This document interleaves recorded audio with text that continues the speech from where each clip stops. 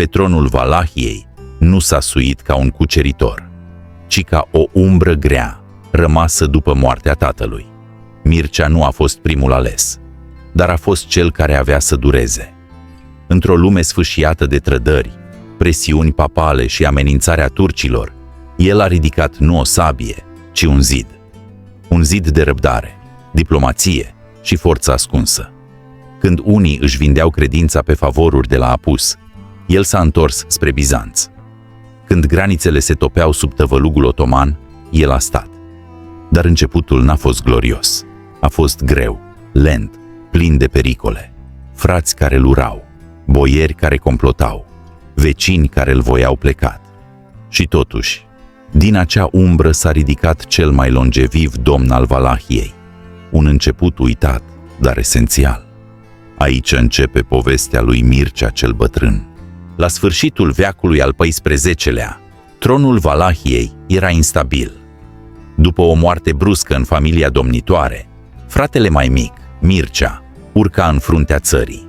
Nu era doar o succesiune, era o luptă pentru supraviețuire. Țara era presată din nord de o coroană străină și din sud de o semilună sângeroasă. Boierii ezitau. Un alt pretendent, fiul unui fost domn, ridica sabia împotriva lui. Mircea nu avea luxul să ezite. A impus legea, a chemat loialitatea și a tăiat trădarea din rădăcină. Nu s-a aruncat în glorii, ci a reconstruit încet. Știa că o țară nu se salvează doar cu arme, ci cu răbdare și ordine. A fost începutul unei domnii care avea să dureze, iar Valahia, până atunci nesigură, găsea în el o coloană. Un început greu, dar începutul unui voievod care nu se va mai pleca. După urcarea pe tron, Mircea a înțeles rapid că forța nu e suficientă. A început prin a întări granițele și a reorganiza dregătoriile. La sud, turcii înaintau cu o viteză nemiloasă, ocupând Vidinul și cucerind teritorii bulgărești.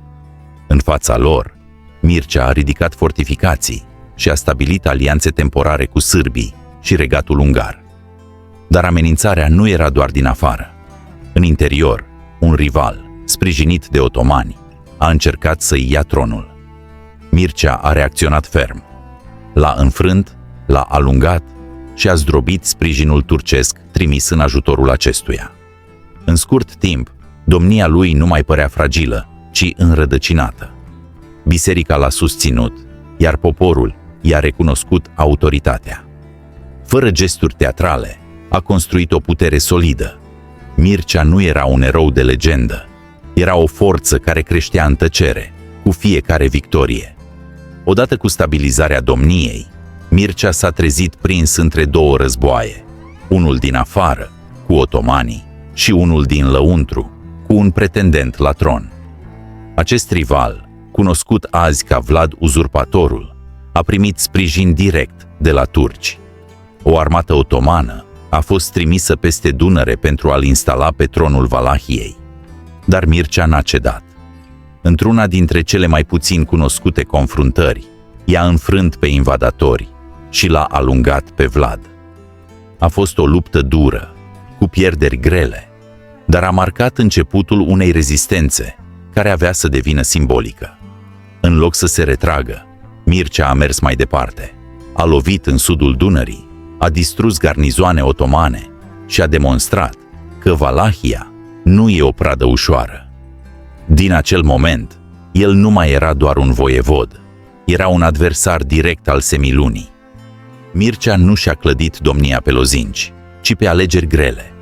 A știut când să aștepte, când să lovească și când să se retragă.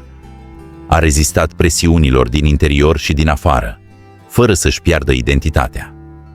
Nu a fost doar un războinic, ci un arhitect al rezistenței.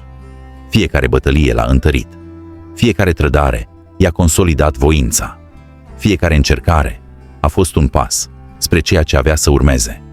O Valahie care nu se înclină nici în fața sultanului, nici a uzurpatorilor. Prin forță, diplomație și credință, Mircea a ridicat nu doar un tron, ci o coloană vertebrală pentru întreaga Românie medievală. Iar ceea ce a urmat avea să schimbe cursul istoriei, pentru că după focul acestor ani avea să vină rovine. Mircea nu și-a căutat gloria, dar a lăsat în urmă o cale de urmat, o țară mai puternică, un popor mai hotărât. Dacă vrei să mergem împreună prin fiecare pas al acestui voievod uitat de cronicari, abonează-te, comentează și distribuie episodul.